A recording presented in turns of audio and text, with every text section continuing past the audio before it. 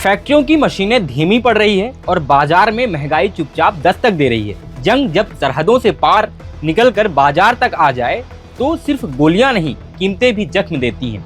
ऐसा ही कुछ हाल इस वक्त मध्य प्रदेश में देखने को मिल रहा है। मध्य प्रदेश में स्थित पीथमपुर, सांवेर रोड और पाल्दा के औद्योगिक क्षेत्रों में संकट गहरा रहा है। उद्योग संगठनों के अनुसार कच्चे माल यानी रॉ मटेरियल की कीमतें 20 से 30% तक बढ़ चुकी हैं और लॉजिस्टिक लागत तो 5 गुना तक महंगी हो गई है, जिससे तैयार माल की लागत बढ़ रही है और उत्पाद महंगे हो रहे हैं।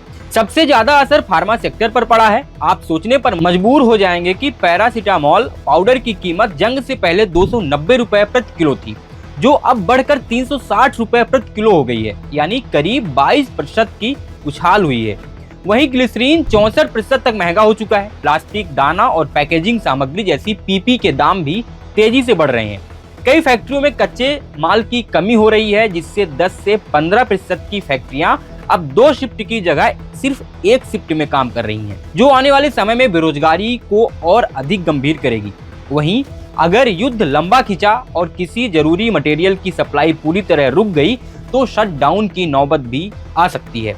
इंदौर के 5600 से ज्यादा उद्योग मिडिल ईस्ट यानी बहरीन, कतर और सऊदी अरब पर 60% तक निर्भर हैं। स्ट्रेट ऑफ हॉर्मुज के बंद होने के कारण चीन और यूरोप से आयात भी प्रभावित हैं। एक्सपोर्ट और इंपोर्ट भी भारी परेशानी आ रही है।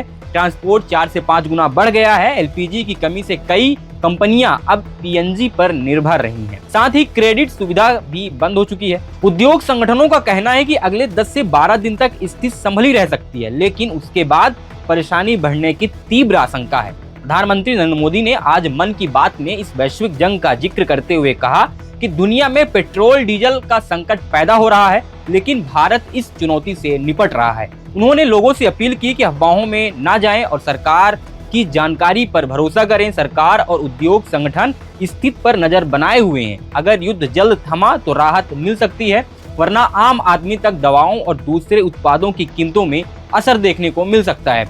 अभी के लिए इतना ही। आगे की अपडेट के लिए आप बने रहिए पब्लिक वाणी पर। धन्यवाद।